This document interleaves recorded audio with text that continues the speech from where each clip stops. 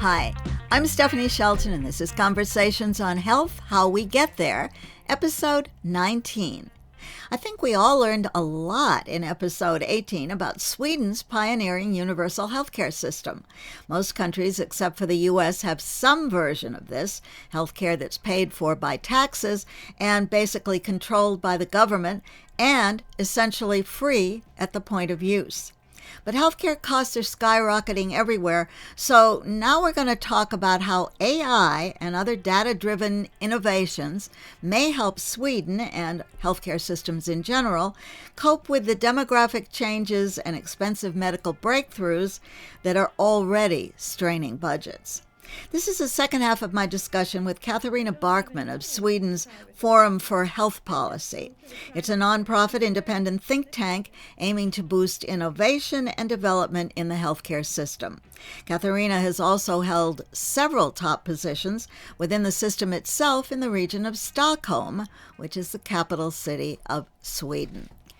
Just FYI, Sweden is a country of just over 10 million people, and that's about the size of North Carolina or Michigan.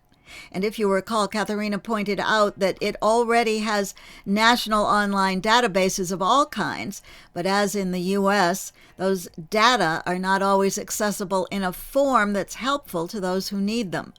Because medical units and doctors here and everywhere seemingly have never really shared patient information electronically. We have the hindrance of transforming data, my record, for example, my electronic record. If I am in Stockholm and I go to Gothenburg and I'm in a car accident in Gothenburg, it's not at all for sure that they can see my e-health record. And not long time ago, we even had a problem with the laws, with the regulations. So even if I, as a patient, admitted and accepted that the doctor could see my e-health records transcribed in Stockholm, it wasn't possible. Now it's changing. So we're opening it up. But I think it's a big failure from the state when it comes to transferring personal electronic records between different healthcare providers and between the regions and the municipalities. There's a great deal of talk here about AI helping the medical profession, helping,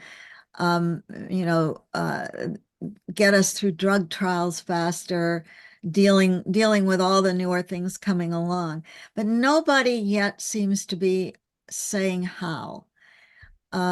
Everybody, all of us, and I think the whole world is afraid of AI, but we also want to harness it to take care of some of these problems, so that if we could get rid of a lot of what you've been talking about, the medical part of it could be more smoothly administered and maybe more helpful. So what are the thoughts? What are your thoughts in your policy group that could be done safely with AI? Thank you for that interesting and important question also. And let me take the opportunity to recommend both the OECD latest report on AI in health, and also WHO has also published a report on AI when it comes to health, the disadvantages and advantages.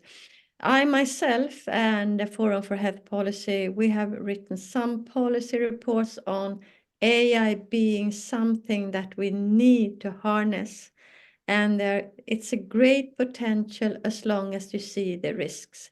So let me just give you one example. AI today, we're using AI in triage. It goes faster. Mm-hmm. We are using AI in radiology. We have made clinical tests that show that an AI which has learned to look at X-rays, to screen X-rays from, for example, breast cancer, are doing better than a physical radiologist.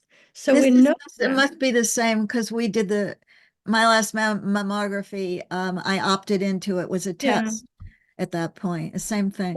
So knowing that and knowing how much new technical development and medical endeavors are being taken, an ordinary physical doctor has no chance to consume all that literature.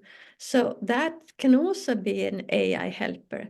And I think AI can unlock the health data that you were talking about also when it comes to statistics and data which we're not using. So we're starting to use it more like, you can see that this group has a tendency to get diabetes. We think they have a higher risk to get diabetes.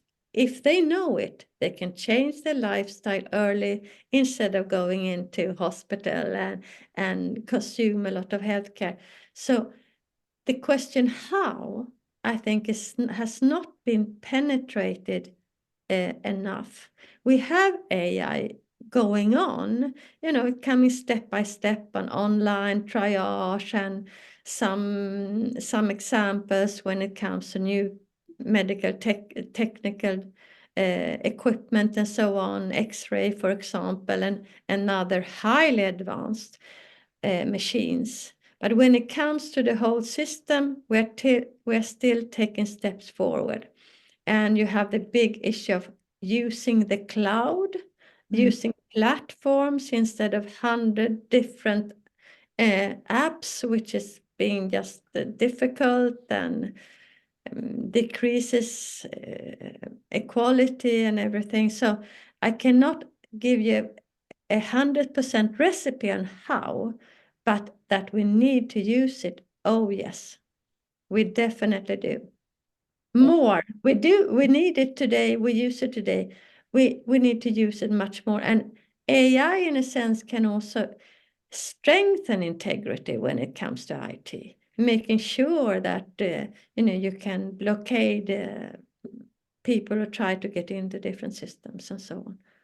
I wonder if at some point, or maybe already in the medical universities, there is an AI/medical doctor specialty, so that medically trained people who are also technically inclined can keep the safeguards on.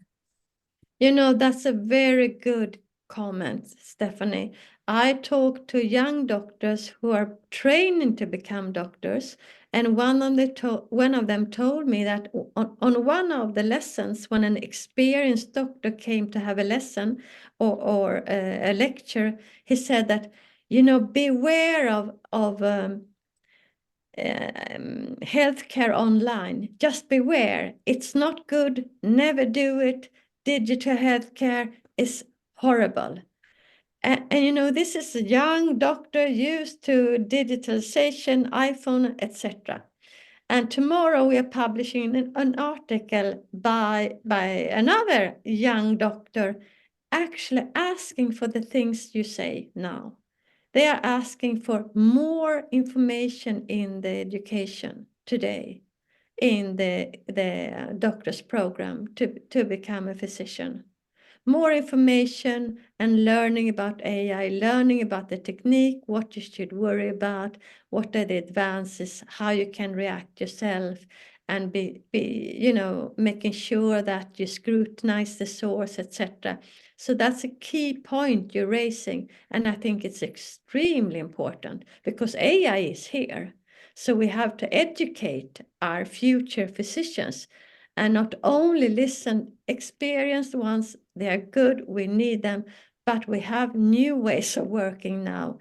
And the technical development needs us to be aware and to be more educated. How could it be used? Have you considered this? Because again, we all share the same problem. A lot of the poor healthcare outcomes are because poorer people or poor educated people, or in some case migrants, don't really either have access to constant health care, the kind of thing, they don't go for a yearly physical, they don't do mammograms or have colonoscopies, Mm, um, uh, or or fear it or don't understand it. But that mm, outreach, which is probably very expensive to do the outreach to even bring available health care to the Mm, underserved. Could mm. AI help in that? I think it can, but I also think that you need to do the outreaching in different channels, right? So if you have groups of immigrants from a certain country that they rely more on their church and on anybody else, then we actually have people going to the church, holding lectures, or women that go to women organization, etc., etc. And then AI can, of course, help with everything when it comes to translation, when it comes to information in various languages, and it also helps with doing screening at home. Actually, we're starting to have this, you do self checkups, and if you're scared to go to the doctor, you can do a checkup yourself, checking your blood pressure or checking other things more and more easily, and to connect yourself with a doctor or a nurse. So that's also something that can help. And if we use AI in the right way, digitalization more in the right way, we get more productive and we can use the energy and the time saved to actually take care of those people who really need it, chronic, elderly people, poorer people. Now in Sweden, we do have a universal health coverage. So you don't need to show your wallet when you when you come to the hospital. They don't even ask you. You just come in and then you ask you for the personal number.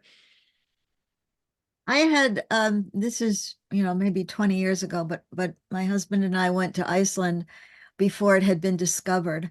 So it's probably more than 20 years ago. Um, and we rented a car and we drove out to not that far from Reykjavik, but far enough so that it was the ring road was a dirt road at that time. And we stopped at a hot spring that was there was a volcano coming, or an extinct volcano coming down to it, and then a little pool. And it was just a local place that we'd read about in the guidebook. And we had a great time. And stupid Stephanie did what, every 9-year-old knows better than to do. She dove into this pool she had never seen before, right next to the rock wall, forgetting how volcanoes curve around underneath the Oh pool. And no. I banged my arm. I thought I broke it, and I come up and it's bleeding. And we're in outskirts of Reykjavik. People don't speak English, and we don't speak any Icelandic. And a very nice person who did speak English led us in his car to a clinic, a local clinic. And the doctor there stitched up my arm. It was just a bad cut, and did everything, and said he was really sorry he wouldn't be around to take the stitches out. And he taught me how to take out my own stitches. And and then I said, what do I owe you? And he didn't know, because it was universal health care. Pay, right, Mm, right at the point of health care, no payment ever. mm, So he charged me nothing. mm. And I felt very guilty about it, but there was nothing I could do. I couldn't pay into it. And it was, It could probably happen here also, or in Portugal, actually, or in any other country. We have been traveling a lot in our family, and my son, who is now a grown up, but he always did something like you did when we were on our travels, even though he's very soft spoken, and but he fell down and hit his head in uh, Zanzibar in Tanzania, out in the village there. He did something in Ecuador and in southern France. And, my daughter's much more, she likes to run and jump up and down, but nothing happened to her. But the healthcare, we could write a book about healthcare if it was because we were tourists or not, but we always got good healthcare. And even in Zanzibar, in this local village where they had no electricity, we actually got this doctor speaking no English. And he was also patching Niklas up like they did with you. And then he came every day to the hotel and asked about his patient. oh, that And That It, is so good to know, actually. You know, that a doctor is a doctor is a doctor. yeah, yeah. I'm sure you're tuned into the fact that the UK's King Charles is now being treated for an unknown type of cancer. Um, and of course, he's being treated in the private healthcare system. So you have a king, and if he were to find himself in a similar situation, where would he go for his treatment? Directly to a private and pay for it system, or use the standard system? I think now he has a special I'm sure he has a special, channel somehow into the hospital, but he would definitely go to the public hospital in Stockholm. He would go to, depending on what it is, to Karolinska University Hospital, the Karolinska University Hospital and the Karolinska Institute, also having the Nobel Prize committee. So there we have the top quality of healthcare, I would say, in Sweden. So he would definitely go there. And then if it's a hips, yeah, he would definitely go there. And we don't have so many private hospitals. We Hmm. have this one emergency hospital, as I told you, which is tax funded. And then we have several private clinics, which are some are tax funded, some are not. So it's not really such a big issue. We had a social democratic prime minister long time ago, and he was talking a lot about public health, never private health.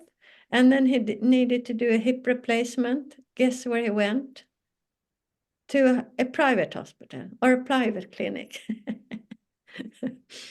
And we have seen many examples of that. You say one thing with one mouth and then something else with another mouth. But Well, I think UK is also it's also a bit diversified, right? You have the big NHS system, which is, I think, one of the biggest employer in the whole world. I don't know if it's before or after the Chinese railway organization. yeah, But they have the royals go to a smaller, I think, private hospital in. yeah, they do, and they do have a lot of private insurances Yeah. in. And just to give you one short reflection on private healthcare insurances, they are actually increasing in Sweden. So what we have 10 million people, and we now have 700,000 Swedes who do have registered for a healthcare insurance, a private healthcare insurance. And that means that they pay a lot of taxes, but at the same time, they are paying to healthcare. Why do they do that? Usually through their employment, and usually because the waiting times are so long. That's another issue we didn't talk about is the our waiting times. Yes. Are they anything like we're hearing about the UK?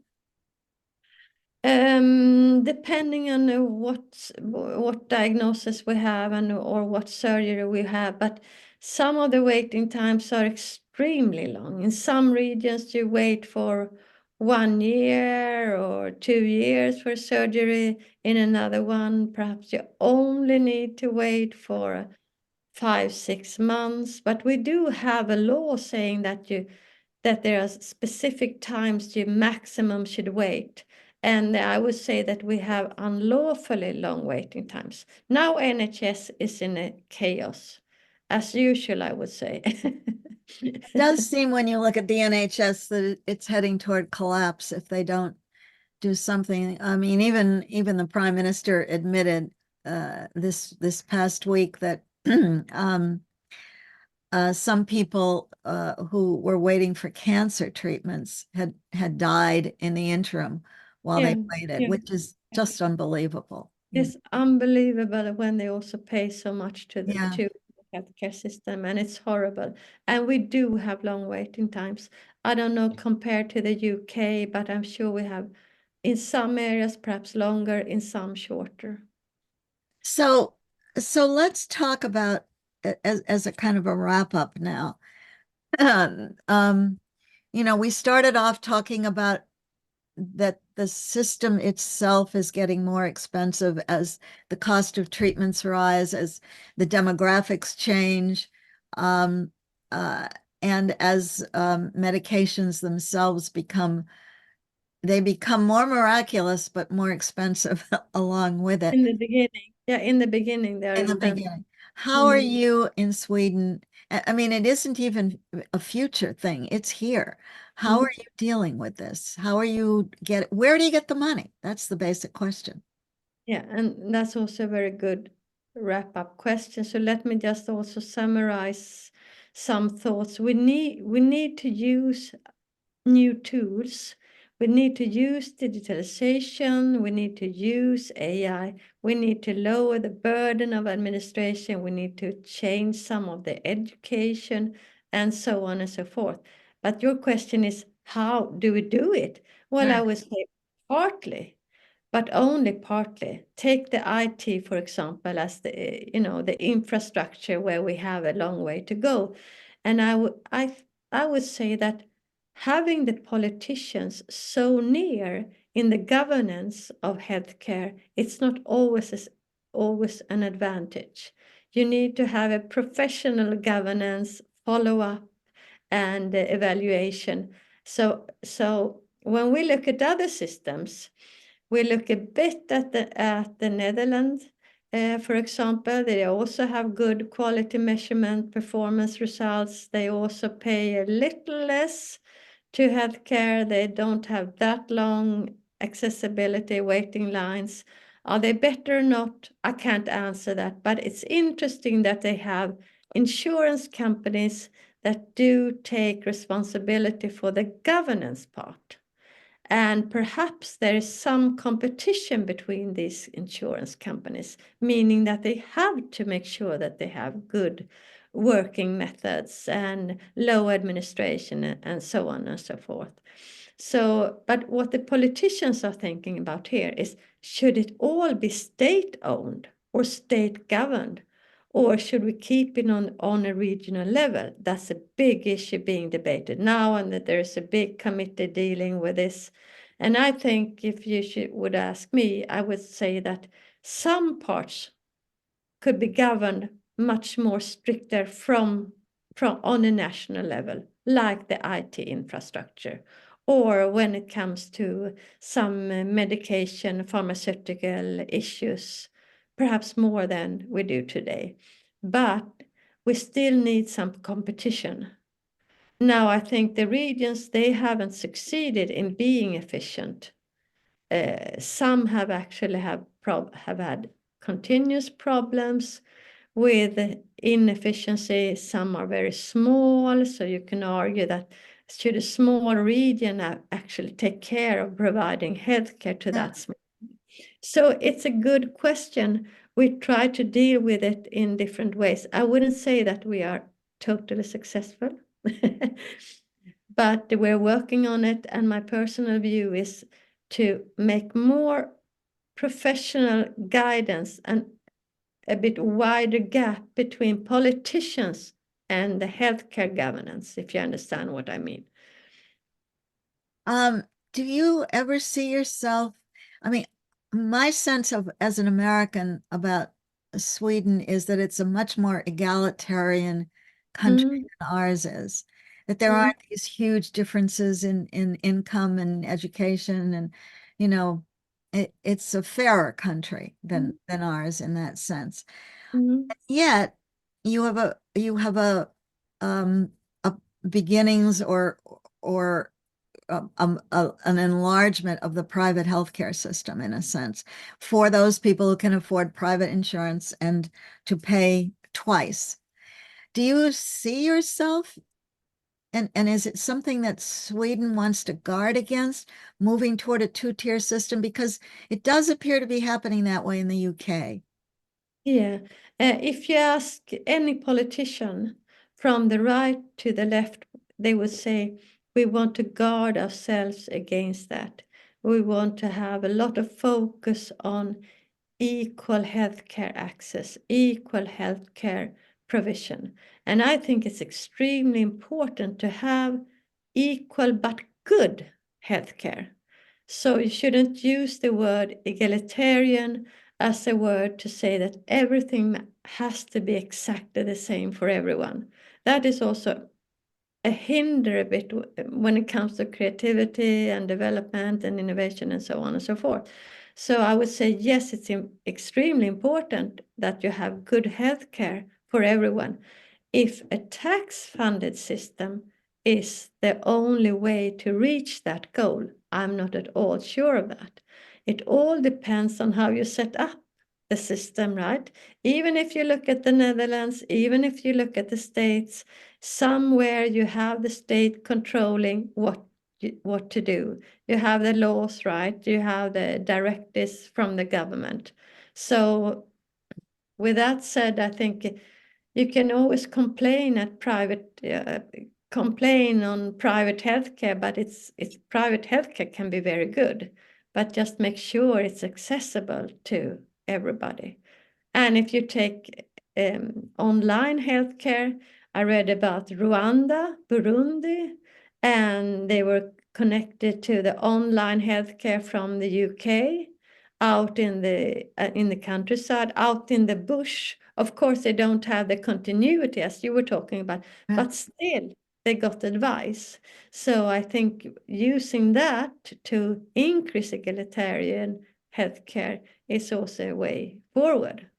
And then if I may also give some comments on your system and see what you say before we wrap, if you want to wrap up. But I have visited some Mayo clinics. I have visited the system Intermountain in Utah, and also I've visited Kaiser Yeah. Permanente in California. And that was a pretty long time ago, and Swedes, that was the favorite visits for key persons dealing with healthcare system in Sweden. But I was very impressed on several issues when it came to both the Mayo Clinic and to Intermountain. Intermountain, I was very impressed with the learning system they had. You know, they follow up, the continuous follow up on the results, and the openness that they have, the quality directors talking to the doctors. You know, why the hell do you have such bad results here? And you should talk to your colleague in that clinic. They are doing much better. Why don't you do like that? They don't dare to say that in Sweden. We are too, careful, and and we don't want to criticize anybody, even if we pay for them. So I was very, very impressed with that system of both support and demand. And I was also impressed with the IT system. And in May, I was very much impressed with the team effort they have. They don't employ anybody who is not interested to work in teams. So the team around the patient, and also the Kaiser working a lot on prevention. So I think you have lots of good healthcare also, Stephanie, in the US. We have it, but it's in kind of boxes in that Yeah. sense. Casa Permanente is the first hospital group that I ever remember hearing of when I started to study healthcare. In any issue whatsoever. They were kind of at the beginning of a lot of what's happened in hospitals, and also in terms of doctor groups and people being able to come to a doctor anytime they need to come to one, and all of that. But I think maybe just to finish it up, everything you say sounds logical to me. And I am not in healthcare, obviously. I'm just a journalist. Um, do you ever I sometimes wonder, we're all talking to each other now, which is something we didn't used to do, so that should help. But I read so often and I hear so often, and I say, this is the way to fix it. This is what should be done. But I don't have any individual power to change it. you're in a think tank that deals with healthcare, and from what I've read, your ideas make sense to me, and from what you're talking about, how much power do you, as a policy organization, have in Sweden to make the changes or to push the changes or to see them made? That's also a very good question. And I want to start by saying you also have the power by talking about healthcare and, having listeners and viewers to listen to different reflections on healthcare, which I do. So I want to congratulate you on your initiative to have a podcast and talking about healthcare. So I think that's a good start. When it comes to our power, I would say, of course, it's hard to measure, but we are pretty well known. People read our reports. When we invite politicians or key persons, they come to our seminars, and I find an interest in what we're doing and what we're publishing. And for example, when I'm being called to one political party on national level to talk about one report, then I know this is one receipt of being, at least forwarding our policy decisions. I hope it makes a difference also. But then, politics is always politics, and healthcare is the most difficult policy issue. Because if you want to be re-elected, it's very difficult to talk about inefficiency, to talk about administration. The ordinary person who votes, he wants to hear, oh, we're going to give more resources to healthcare. We are going to use more of the tax money to treat cancer to this clinic and build a hospital there, or they are not as interested in efficiency as you and me are, right? Yeah.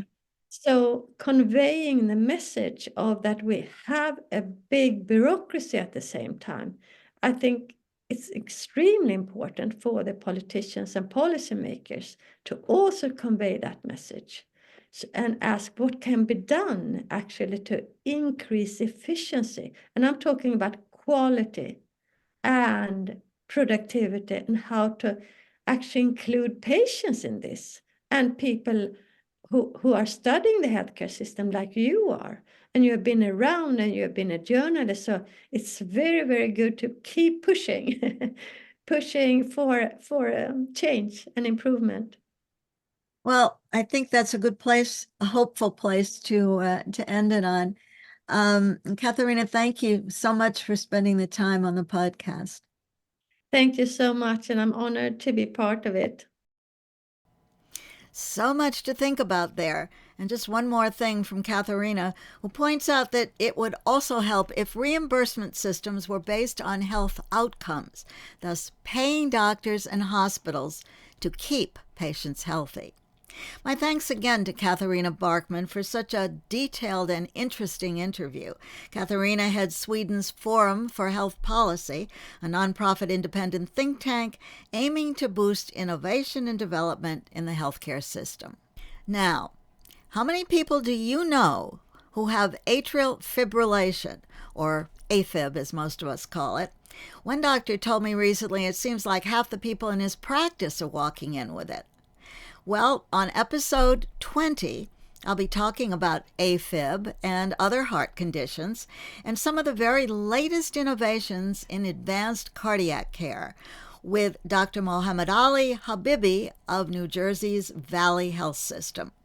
His specialty, electrophysiology, is so new that it wasn't even formally recognized by Medicare until 2011. I schedule one new podcast episode a month, so look for this next episode in April. The drop day is usually the third Tuesday of the month, which you probably know by now.